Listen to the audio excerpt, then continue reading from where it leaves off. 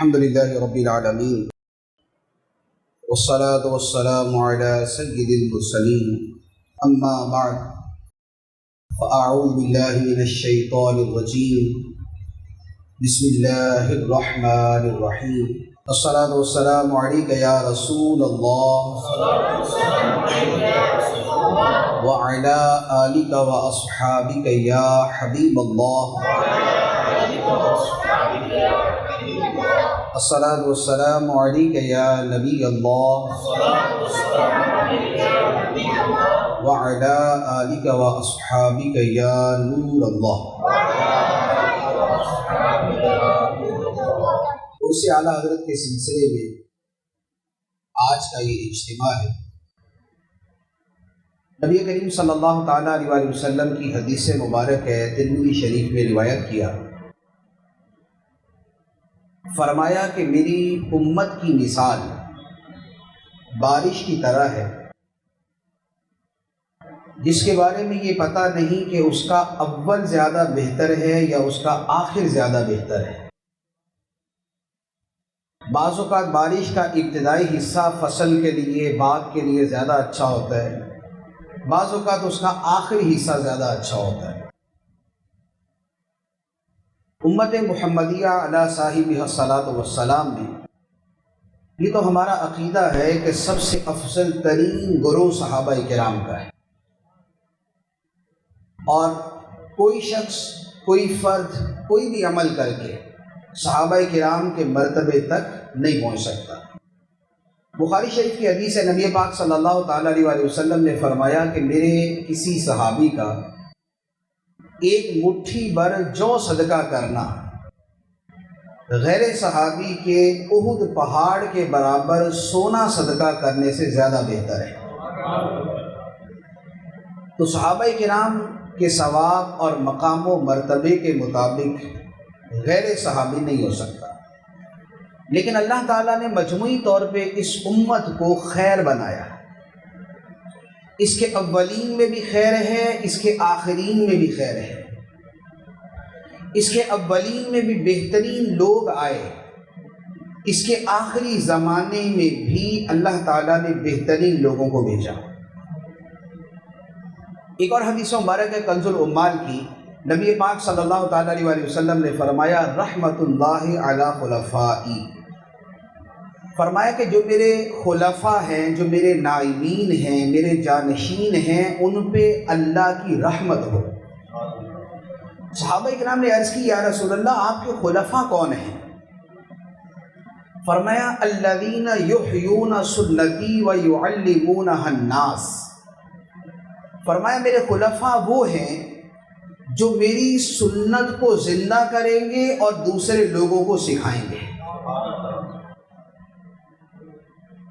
تو سنت مصطفیٰ کو زندہ کرنا با اعتبار عقیدے کے، با اعتبار عمل کے، یہ لوگ اللہ کے رسول کے نائبین ہیں. تیسری حدیث مبارک ابو داؤد شریف کی حدیث ہے، نبی کریم صلی اللہ تعالیٰ علیہ وسلم نے ارشاد فرمایا ان اللہ یبعث لہذہ الامۃ علی رأس کل مئۃ سنۃ من یجدد لها دینہا. فرمایا بے شک اللہ اس امت کی خاطر، اس امت کے لیے ہر 100 سال کے اختتام پر ایک ایسا بندہ بھیجے گا جو ان کے لیے ان کے دین کو تر و تازہ کر دے گا، ان کے دین کو ان کے لیے نیا کر دے گا، تجدید دین کا فریضہ سر انجام دے گا. یہ ہستیاں کہ جن کے بارے میں فرمایا گیا کہ معلوم نہیں کہ اول بہتر ہے یا آخر بہتر ہے، تو اولین میں بھی بہتر ہے، آخرین میں بھی بہتر ہے. وہ ہستیاں کہ جو اللہ کے رسول کے نائب اور جانشین ہیں، وہ ہستیاں کہ جو اللہ کے نبی کی سنتوں کو زندہ کرنے والے ہیں، ان میں جو بہترین گروہ ہے اس کا نام مجدد ہوتا ہے. مجدد وہ ہے جو دین کو زندہ کرتا ہے، جو سنتوں کا احیاء کرتا ہے، جو لوگوں کو دین سکھاتا ہے، جو دین پہ آنے والے گرد و غبار کو دور کرتا ہے.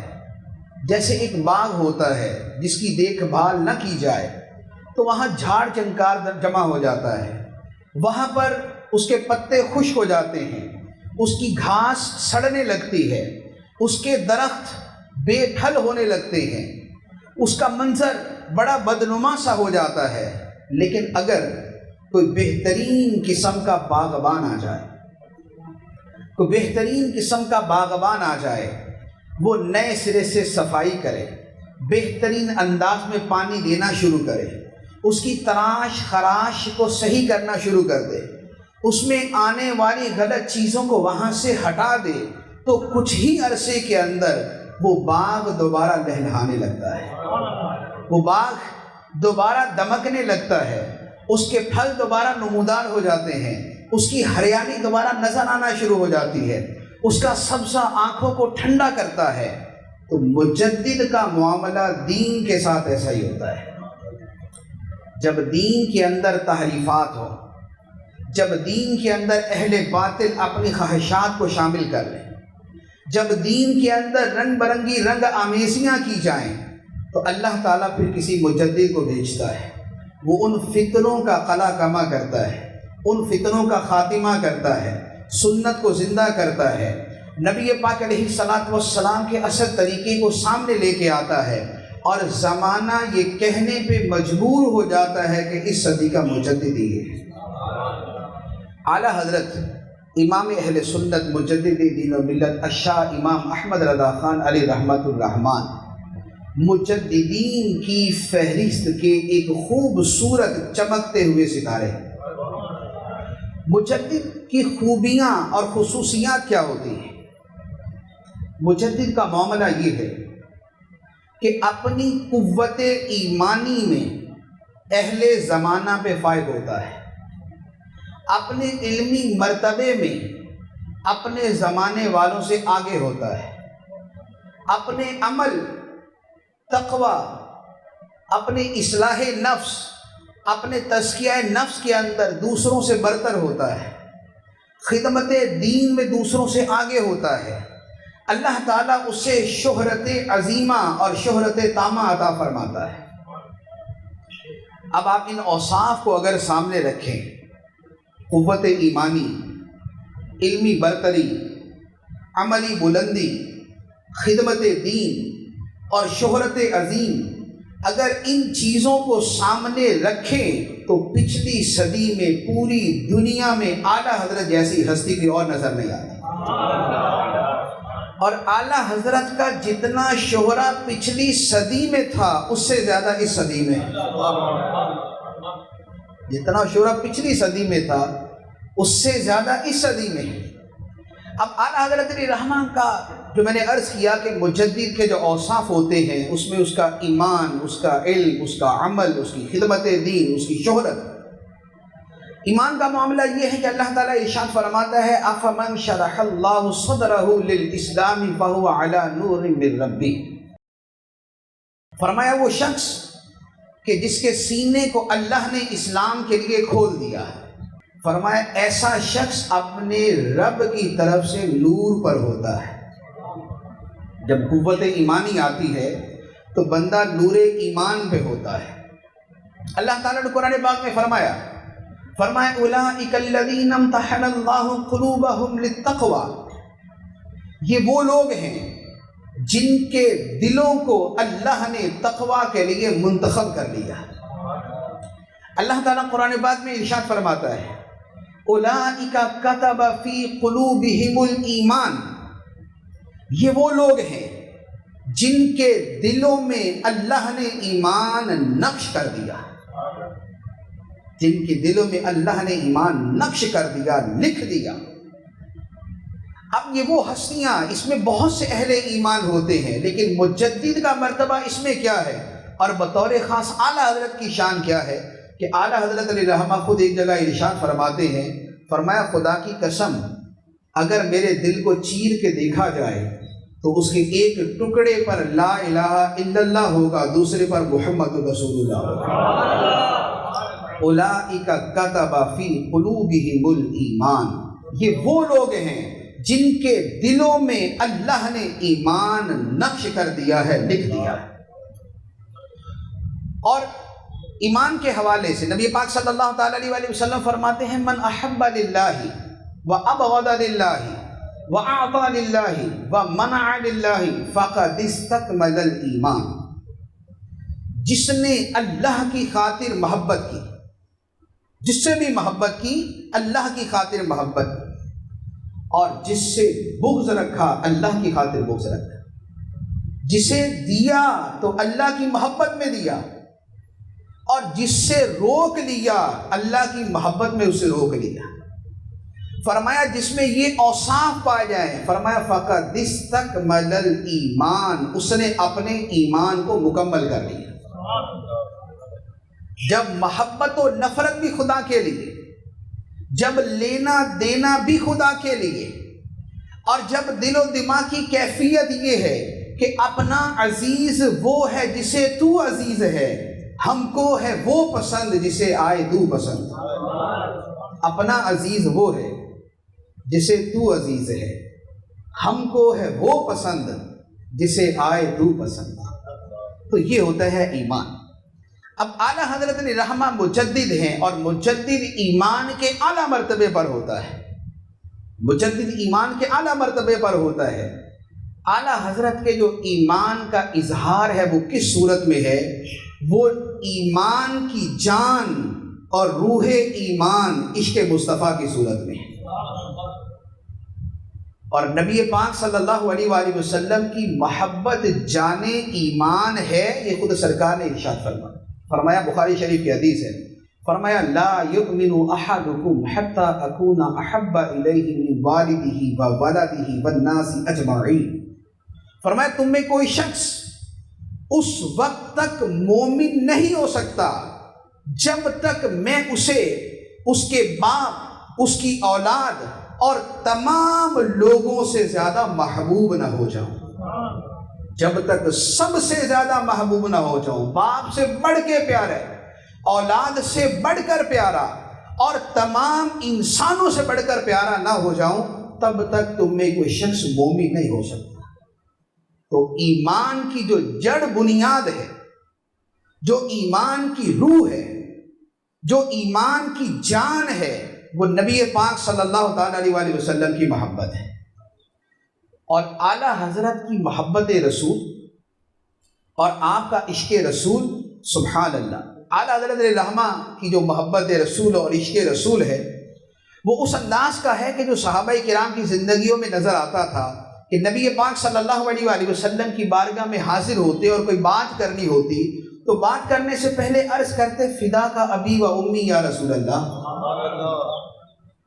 یا رسول اللہ آپ پر میرے ماں باپ قربان۔ نماز کا ایک مسئلہ بتا دیجیے، مسئلہ نماز کا پوچھنا ہے، مسئلہ کسی اور روٹین کا پوچھنا ہے۔ عام معمولات زندگی میں نبی پاک صلی اللہ علیہ وآلہ وسلم سے بات کرتے ہوئے عرض کرتے ہیں فدا کا ابی و امی یا رسول اللہ، یا رسول اللہ آپ پر میرے باپ بھی قربان، میری ماں بھی قربان۔ مولانا جامی رحمۃ اللہ علیہ جیسے فرماتے ہیں چسوئے من گزر آری منے مسکین نہ داری، چسوئے من گزر آری منے مسکین نہ داری، فدائے نقش نعلینت کنم چاں یا رسول اللہ۔ یا رسول اللہ کبھی آپ کا گزر اگر مجھ مسکین نادار کی طرف ہو جائے، کبھی آپ کا گزر مجھ مسکین نادار کی طرف ہو جائے، فدائے نقش نعلینت، میں آپ کے مبارک نعلین، آپ کے مبارک جوتوں پر نہیں، ان مبارک نعلین کے جو نقش زمین پہ بنے میں ان پہ اپنی جان قربان کر دوں۔ فدائے نقش نعلینت کنم جاں یا رسول اللہ۔ تو اعلیٰ حضرت رحمہ کا جو عشق اور محبت ہے وہ اس انداز کی ہے اور وہ اس مرتبے کی ہے کہ آپ فرماتے ہیں انہیں جانا انہیں مانا نہ رکھا غیر سے کام، انہیں جانا انہیں مانا نہ رکھا غیر سے کام، للہ الحمد میں دنیا سے مسلمان گیا۔ کیونکہ یہی تو ایمان تھا، یہی تو اسلام تھا۔ للہ الحمد، میں دنیا سے مسلمان گیا۔ تو مسلمان کس وجہ سے گیا؟ اس وجہ سے گیا کہ جو ایمان کی بنیاد ہے اسے تھام لیا، اسے پکڑ لیا کہ انہیں جانا، انہیں مانا، نہ رکھا غیر سے کام۔ للہ الحمد، میں دنیا سے مسلمان گئے۔ اور نبی پاک علیہ الصلوۃ والسلام پہ اپنی جان قربان کرنے کے حوالے سے فرماتے ہیں کہ کروں تیرے نام پہ جاں فدا، نہ بس ایک جاں دو جہاں فدا، دو جہاں سے بھی نہیں جی بھرا، کروں کیا کروڑوں جہاں نہیں۔ یا رسول اللہ، آپ کے نام پہ جان قربان کر دوں، اور صرف جان نہیں بلکہ کروڑوں جانیں اور کروڑوں جہاں قربان کر دوں، لیکن بات یہ ہے کہ جہان اتنے ہیں نہیں، ورنہ سب آپ پہ قربان کر دوں۔ فدائے نقش نعلینت کنم جاں یا رسول اللہ۔ تو نبی پاک صلی اللہ تعالیٰ علیہ وسلم کی محبت جو اصل ایمان تھی، اعلیٰ حضرت علی رحمہ کا جو فوکس تھا وہ اس کے اوپر تھا۔ ایک اور جگہ فرماتے ہیں اللہ کی سرتا بقدم شان ہے یہ، اللہ کی سرتا بقدم شان ہے یہ، انسان نہیں انسان، وہ انسان ہے یہ۔ قرآن تو ایمان بتاتا ہے انہیں، قرآن تو ایمان بتاتا ہے انہیں، ایمان یہ کہتا ہے میری جان ہے۔ اور نبی پاک صلی اللہ علیہ وآلہ وسلم کے عشق اور محبت کے بارے میں فرماتے ہیں کہ لحد میں عشق رخ شاہ کا داغ لے کے چلے، لحد میں عشق رخ شاہ کا داغ لے کے چلے، اندھیری رات سنی تھی چراغ لے کے چلے۔ نبی پاک صلی اللہ علیہ وآلہ وسلم کی محبت تو سب کچھ ہے کہ جان ہے عشق مصطفیٰ، روز فضو کرے خدا، جس کو ہو درد کا مزہ ناز دوا اٹھائے۔ اور نبی پاک صلی اللہ علیہ وآلہ وسلم کی یاد میں مگن اور محو رہنے کے حوالے سے فرماتے ہیں کہ جو نہ بھولا ہم غریبوں کو رضا، جو نہ بھولا ہم غریبوں کو رضا، یاد اس کی اپنی عادت کیجئے، بیٹھتے اٹھتے مدد کے واسطے یا رسول اللہ کی کثرت کیجئے۔ اور پھر اپنی حالت و کیفیت بیان فرماتے ہیں کہ یاد میں جس کی نہیں ہوش تنو جاں ہم کو، یاد میں جس کی نہیں ہوش تنو جاں ہم کو، پھر دکھا دے وہ رخ اے مہر فروزاں ہم کو۔ یا رسول اللہ، جس مبارک، خوبصورت، پیارے، حسین، جمیل، نورانی، مبارک، متبرک چہرے کی یاد میں ہمیں اپنے جان و دل کا ہوش نہیں، ایک مرتبہ اسی رخ فروزہ کی ہمیں زیارت کرا دیجیے۔ یاد میں جس کی نہیں ہوش تنو جاں ہم کو، پھر دکھا دے وہ رخ اے مہر فروزہ ہم کو۔ اور اعلیٰ حضرت علی رحمہ یہ تو دنیا کی اپنی حالت و کیفیت بیان کرتے ہیں۔ نبی پاک صلی اللہ تعالیٰ علیہ وآلہ وسلم کے ساتھ محبت کا عالم یہ ہے کہ عرض کرتے ہیں کہ کاش محشر میں جب ان کی آمد ہو اور بھیجے سب ان کی شوکت پہ لاکھوں سلام، اور مجھ سے خدمت کے قدسی کہیں ہاں رضا، مصطفیٰ جان رحمت پہ لاکھوں سلام۔ لوا کے تلے ثنا میں کھلے، رضا کی زباں تمہارے لیے۔ تو یہ ہے نبی پاک صلی اللہ علیہ وآلہ وسلم سے محبت۔ تو مجدد اپنے ایمان میں بڑے اعلیٰ مرتبے پر ہوتا ہے، اور ایمان عشق مصطفیٰ کا نام ہے، اور اعلیٰ حضرت علیہ رحمہ عشق و محبت کے امام ہیں۔ اگر اعلیٰ حضرت کا یہ لقب بیان کیا جائے، اور بیان بھی کیا جاتا ہے، امام عشق و محبت، بلکہ میں یہ عرض کروں گا کہ اگر آپ میں سے کسی کے سامنے یہ کہا جائے کہ میں ایک لفظ بولوں گا، یہ کس کا لقب ہو سکتا ہے، میں ایک لفظ بولوں گا، ایک لقب بولوں گا، یہ کس کا لقب ہو سکتا ہے، اور لقب آپ کے سامنے وہ بولے امام عشق و محبت، اگلا نام آپ کے دل میں کس کا آئے گا؟ اعلیٰ حضرت۔ اعلیٰ حضرت علی رحمہ جو نبی پاک صلی اللہ علیہ وآلہ وسلم کی محبت ان کے دل میں اور جو لوگوں کے دلوں میں ڈال دی قلب میں عظمت مصطفیٰ سیدی اعلیٰ حضرت پہ لاکھوں سلام۔ اعلیٰ حضرت رحمہ کی محفل مجلس ایسی تھی، ایک تو یہ ہوتا نا کہ تقریر کی ہے اور اس میں عشق و محبت کا مواد بیان کر دیا، لیکن انسان کی اصل حالت و کیفیت وہ ہوتی ہے کہ جو اس کے پاس بیٹھے جب وہ اٹھے تو وہ کیا تاثر لے کے گیا۔ اگر وہ دنیا کی باتیں سن کے دنیا کا تاثر لے کے گیا تو مطلب یہ ہے کہ اس بندے کے دل میں دنیا ہے، اور اگر وہ بڑی تصوف اور قبر اور آخرت کی باتیں سن کر اور وہ تاثر لے کے گیا تو مطلب یہ ہے کہ یہ خوف خدا رکھنے والا ہے۔ لیکن اگر کسی کے پاس سے بندہ اٹھے اور اسے لگے کہ اس کے اندر سے عشق و محبت کی خوشبو آ رہی ہے، اس کا اپنا وجود جو ہے وہ محبت کی خوشبو سے مہک رہا ہے، تو اس سے پتہ چلے گا کہ جس کے پاس بیٹھا ہے اس کے اندر محبت بڑی گہری ہے۔ اب اعلیٰ حضرت علی رحمہ کی کیفیت کیا تھی؟ محدث اعظم ہند سید محمد محدث کچھوچھوی رحمۃ اللہ علیہ، بہت بڑے محدث اور مترجم قرآن ہیں۔ آپ فرماتے ہیں کہ میں نے اپنے ایک بزرگ مولانا وسیع احمد محدث سورتی رحمۃ اللہ علیہ، بہت بڑے محدث ہیں یہ بھی، میں نے ان سے ایک مرتبہ سوال کیا کہ حضور آپ اعلیٰ حضرت کا بہت زیادہ ذکر کرتے ہیں، حالانکہ خود محدث تھے اور بہت بڑے محدث، بہت بڑے مفتی، بہت بڑے عالم، بہت سی کتابوں کے مصنف، تو پوچھا کہ آپ خود اتنے بڑے عالم، اتنے بڑے محدث، مفتی ہیں، لیکن آپ اعلیٰ حضرت کا تذکرہ بہت زیادہ کرتے ہیں۔ انہوں نے کیا جواب دیا؟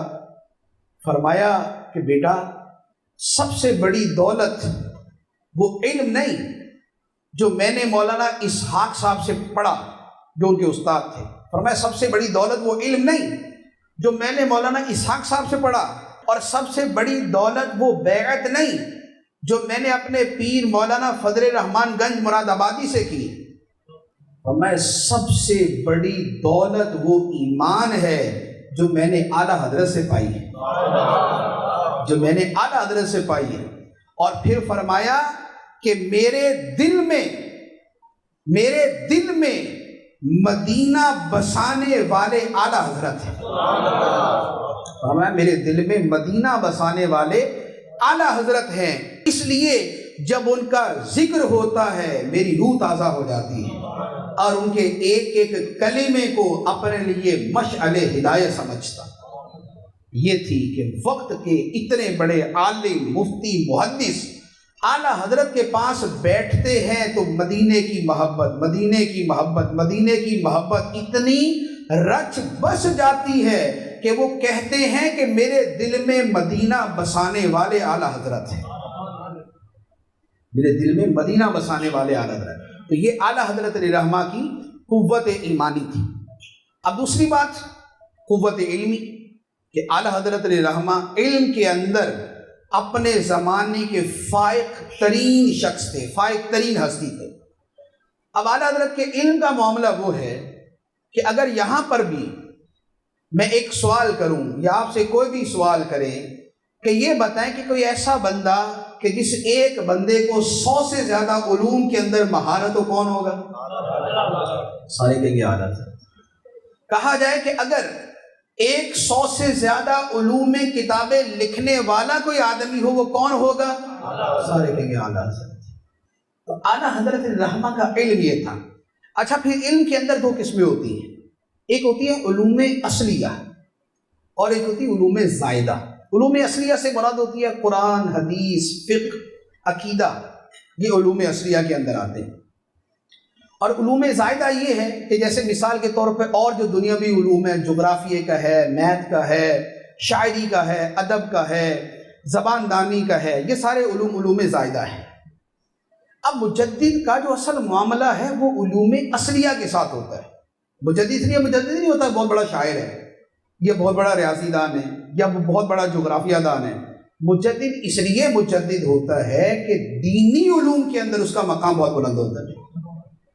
اب اعلیٰ حضرت علیہ رحمہ کا معاملہ یہ ہے کہ علوم اصلیہ تو اپنی جگہ ہے، جو علوم زائدہ ہیں، جو علوم زائدہ ہیں، اعلیٰ حضرت کا اس میں وہ مقام ہے کہ اس میں بھی اعلیٰ حضرت کے برابر کوئی نہیں۔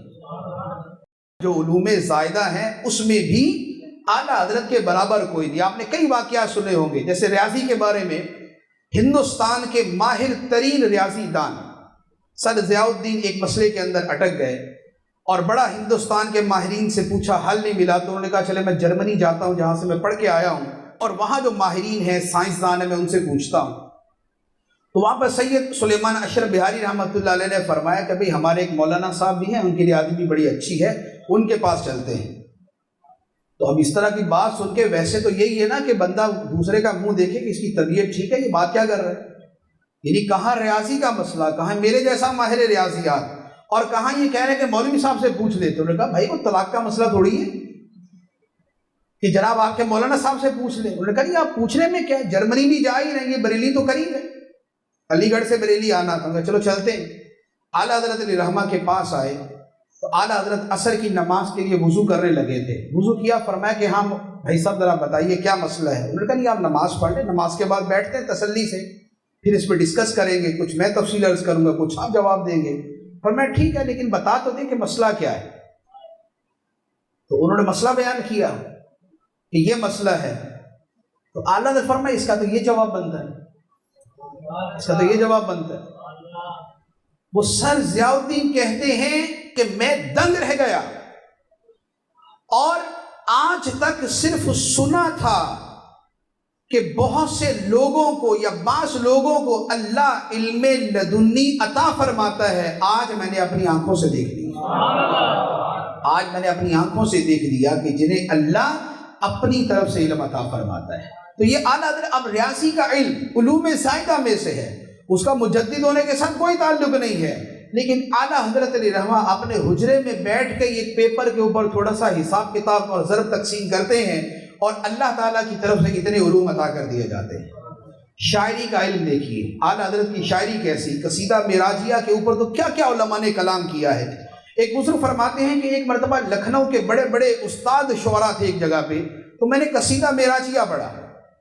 وہ سرور کشور رسالت جو عرش پر جلوہ گر ہوئے تھے، نئے نرالے طرب کے ساما حرم کے مہمان کے لیے تھے.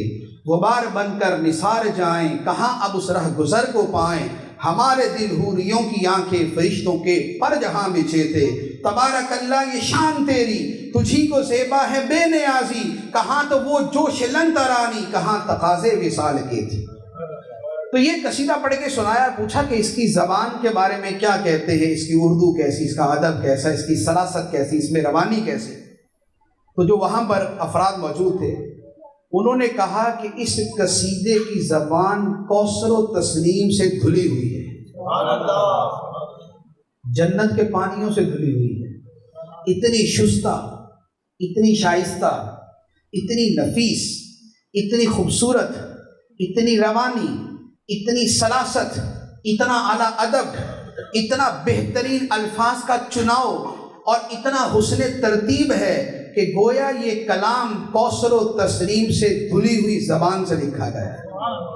اور اسی قصیدے کے حوالے سے ہے، لکھنؤ کے ایک بہت بڑے نعت گو شاعر ہیں محسن کاکوروی صاحب، تو انہوں نے معراج کے اوپر ایک قصیدہ لکھا، سمت کاشی سے چلا جانب متھرا بادل، قصیدہ لامیہ اسے کہتے ہیں. تو انہوں نے وہ قصیدہ لکھا، اعلیٰ حضرت کے پاس آئے، کہا کہ حضور میں قصیدہ پڑھتا ہوں.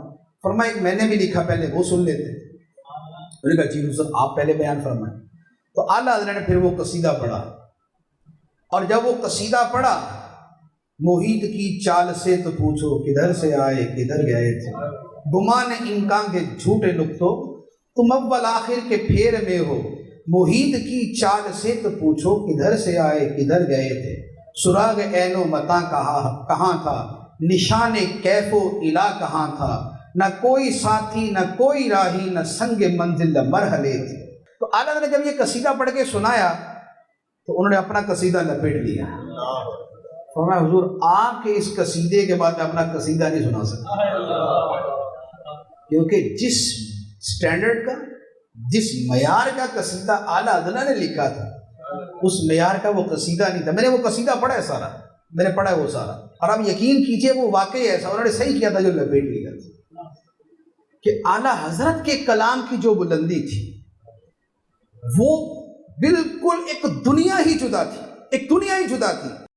تو یہ شاعری کے اندر یہ علم شاعری، فن شاعری میں اعلیٰ حضرت کا مقام کہ ظہر سے عصر کے درمیان 67 اشعار کا قصیدہ لکھ دیا، اور پھر فن شعری کے ایسے ایسے یونیک، ایسے بے مثل شاہپارے اعلیٰ حضرت علیہ رحمہ نے تصریف فرمائے کہ آپ خود غور کر لیں، کبھی سنا کہ 4 زبانوں کے اندر نعت لکھی گئی؟ لم یاتی نذیر کا فی نظر مثلے تو نہ شد پیدا جانا، جگ راج کو تاج ترے سرسو ہے تجھ کو شہید و سرا جانا، الروح فدا کا فزد ہر کا یک شعلہ دیگر بر زن عشقا، مرا تن من دھن سب پھونک دیا، یہ جان بھی پیارے جلا جانا۔ 4 زبانوں کے اندر آپ نے نعت لکھی، اور فرمایا کہ میرا طریقہ نہیں ہے۔ دوستوں نے کہا تھا کہ حضور ایسی نعت لکھے کہ 4 زبانوں میں، اردو ہے، ہندی ہے، فارسی ہے اور عربی ہے، 4 زبانوں کے اندر شعر۔ پھر اعلیٰ حضرت علیہ رحمہ کے کلام کے اندر جو شاعری ہوتی ہے اس کے بہت سی اصناف ہوتی ہیں، بہت سی اقسام ہوتی ہیں، اس میں یعنی کہ چھوٹی بہر، بڑی بہر، نغمگی انداز، یہ ساری چیزیں ہوتی ہیں۔ اعلیٰ حضرت علیہ رحمہ کے کلام کی جو روانی ہے اور جو اس میں ایک نغمے کی کیفیت ہے، جو ایک نغمے کی کیفیت ہے، نغمے کی کیفیت سے مراد یہ ہوتا ہے کہ ایسا لگ رہا ہوتا ہے کہ جیسے کلام نہیں ہے بلکہ آبشار بہہ رہی ہے، کوئی جھرنا بہہ رہا ہے، کوئی خوبصورت ہلکی سی ٹھنڈی سی بارش برس رہی ہے، کوئی دریاؤں میں روانی ہے، کوئی سمندر میں تلاطم ہے، کوئی بجلی کی گرج ہے، کوئی بادلوں کے اندر روشنیاں چمک رہی ہیں۔ تو کلام کے مختلف انداز ہوتے ہیں۔ اب اعلیٰ حضرت علیہ رحمہ کی آپ مختلف کلاموں کو دیکھیں تو ان کا حسن اور پھر حسن تخیل تو ایک بالکل جدا صنف ہو جاتی ہے، ابھی تو میں دوسرے انداز میں بات کر رہا ہوں۔ اعلیٰ حضرت کیا فرماتے ہیں؟ اب اس کلام کی روانی دیکھیے، وہ کمال حسن حضور ہے کہ گمان نقص جہاں نہیں، یہی پھول خار سے دور ہے، یہی شمع ہے کہ دھواں نہیں، میں نثار تیرے کلام پر ملی یوں تو کس کو زبان نہیں، وہ سخن ہے جس میں سخن نہ ہو، وہ بیاں ہے جس کا بیاں نہیں، تیرے آگے یوں ہیں دبے لچے فصحاء عرب کے بڑے بڑے، کوئی جان منہ میں زبان نہیں، نہیں بلکہ جسم میں جان نہیں، وہی لامکاں کے مکی ہوئے، سر عرش تخت نشی ہوئے، وہ نبی ہیں جن کے ہیں یہ مکان، وہ خدا ہے جس کا مکان ہے۔ یہ ہے کلام کی روانی۔ اب یہ پورا کلام پڑھ لیں آپ اسی انداز کے اندر، اس کا لطف، اس کا حسن، اس کی لطافت، اس کی بلندی، اس میں جو روانی ہے وہ ایسا ہوگا کہ جیسے آپ خود اس کلام کے ساتھ بہتے جا رہے ہیں۔ تو یہ اعلیٰ حضرت رحمہ کی فن شاعری تھی۔ تو 4 زبانوں میں شاعری، پھر اس قدر اعلیٰ درجے کی شاعری، یہ علوم زائدہ میں سے۔ اب آج علوم اصلیہ کی طرف۔ علوم اصلیہ قرآن کا علم، حدیث کا علم، تفسیر کا علم، تصوف کا علم، کلام، علم الکلام، علم الفقہ۔ قرآن اور تفسیر کا معاملہ یہ تھا کہ اعلیٰ حضرت رحمہ کا علوم قرآنیہ پر عبور اور مہارت کیسی تھی کہ جو آپ نے قرآن مجید کا ترجمہ لکھا، جو قرآن مجید کا ترجمہ لکھا، اس ترجمے کا انداز یہ تھا کہ مولانا امجد علی عالمی رحمۃ اللہ علیہ اعلیٰ حضرت کے پاس بیٹھ جاتے اور اعلیٰ حضرت انہیں ترجمہ ایسے لکھواتے کہ جیسے کوئی حافظ قرآن پڑھتا جا رہا ہے۔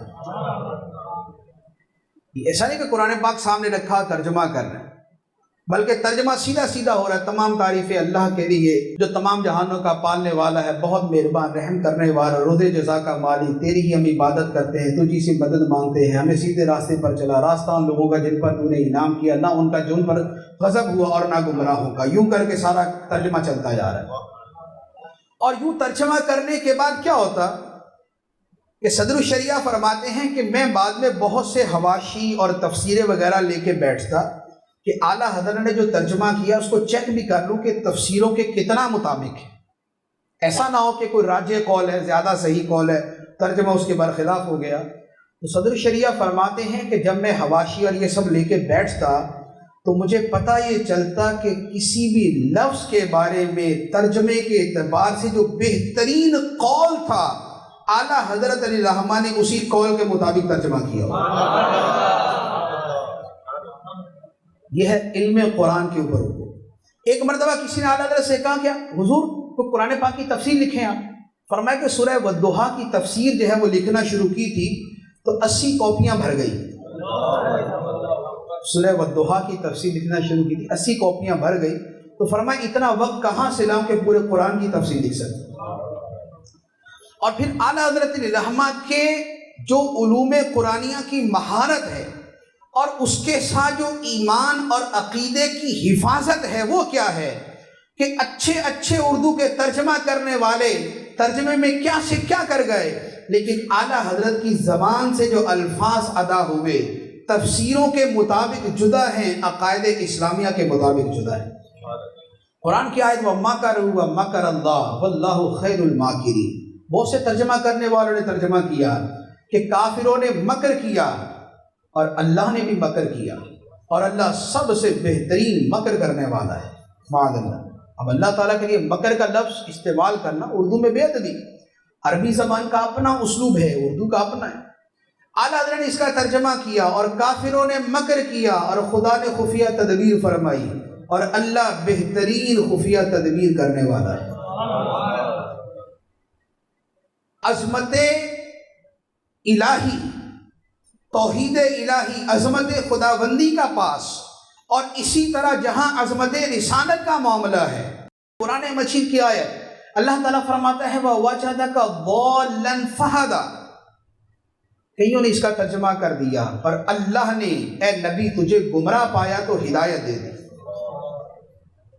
باقاعدہ ترجمہ ہے اردو کے اندر، اللہ نے تجھے گمراہ پایا تو ہدایت دے دی. اعلیٰ حضرت نے ترجمہ کیا اور اے حبیب اللہ نے تجھے اپنی محبت میں گم پایا تو اپنی راہ دکھا دی. اللہ کے دونوں مطلب ہوتے ہیں، راستے سے گم ہو جانا یا محبت میں گم ہو جانا.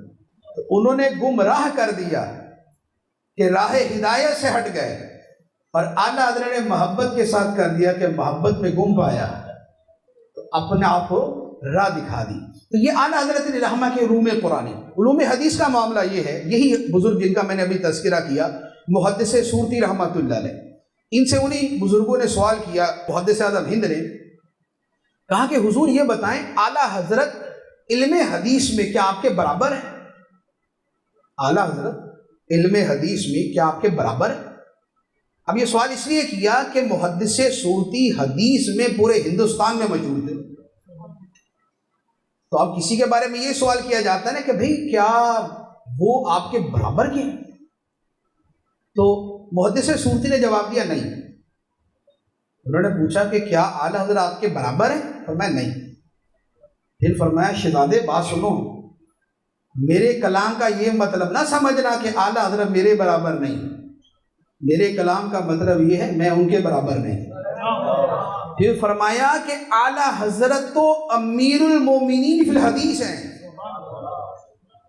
امیر المومنین فی الحدیث یہ امام بخاری کا لقب ہے. فرمایا اعلیٰ حضرت تو امیر المومنین فی الحدیث ہیں، میں اگر سالہ سال اعلیٰ حضرت کی شاگردی کروں تب بھی میں ان کی پاسنگ میں بھی نہیں آ سکتا. برابر ہونا تو دور کی بات. یہ اعلیٰ حضرت رحمہ کا علم حدیث ہے. اور علم حدیث کے اندر ہی اعلیٰ حضرت رحمہ کی ایک کتاب ہے الامن والعلا. الامن والعلا اس موضوع پر ہے کہ کسی نے اعتراض کیا کہ نبی پاک علیہ الصلوۃ والسلام کو یہ جو درود تاج کے اندر دافع البلاء والوباء والقحط والمرض والالم یہ جو کہا ہے نا کہ نبی پاک علیہ السلام بلاؤں کو دور کرنے والے، قحط کو دور کرنے والے، وباؤں کو دور کرنے والے، تو اس پر کسی نے اعتراض کیا. تو اعلیٰ حضرت نے اس پر یہ کتاب لکھی الامن والعلا، اور موضوع یہ تھا کہ نبی پاک علیہ السلام کے لیے یہ لفظ استعمال کرنا جائز ہے، دافع البلاء. اب اس لفظ کے جواز پر دلیل کے طور پہ جو حدیثیں اعلیٰ حضرت نے نقل فرمائی ان کی تعداد 400 ہے. 400 حدیثوں سے 400 حدیثوں سے اعلیٰ حضرت نے ثابت کیا کہ نبی پاک صلی اللہ علیہ وآلہ وسلم کو دافع البلا کہنا جائز۔ یہ ہے اعلیٰ حضرت علی رحمہ کا حدیث میں مقام۔ اور اس کے علاوہ حدیث پر بہت سارا کلام ہے، لیکن ابھی اختتام کی طرف چلتا ہوں۔ علم الفقہ لے لیں، علم الفقہ، یہ جو مسائل، شرعی مسائل کا علم ہوتا ہے۔ اب غور کریں کہ اردو زبان میں سب سے بڑے فتاوی کی کتاب کون سی ہے؟ فتاوی رضویہ۔ اپنوں میں بیگانوں میں، پہلوں میں پچھلوں میں، کسی شخص فرد واحد کی 33 جلدوں کے اوپر مشتمل فتاوی کی کتاب نہیں۔ اعلیٰ حضرت کا فقہ میں یہ مقام تھا۔ اور ہندوستان سے اور ہندوستان سے باہر افریقہ سے، امریکہ سے، آسٹریلیا سے، دور دراز سے جو مسائل حل نہ ہوتے وہ اعلیٰ حضرت کی بارگاہ میں بھیجے جاتے تھے۔ آپ مدینہ منورہ گئے تو ان دنوں میں نیا نئے یہ نوٹ آئے تھے، یہ جو ہمارے نوٹ چلتے نا 100 روپے کا، 500 روپے کا، 1000 روپے کا، تو اس زمانے میں نئے نئے شروع ہوئے تھے، پہلے چاندی کے سکے ہوتے تھے۔ تو اب اس کی شرعی حیثیت کیا ہے؟ بڑے بڑے علماء سے پوچھا کہ یہ سمجھ نہیں آ رہی کہ اس کا جواب کیا نکلے، کہ ان نوٹوں کی حیثیت کیا ہے، یہ بھی کیا سونے چاندی کی طرح شمار ہو گئی یا اس سے ہٹ کر؟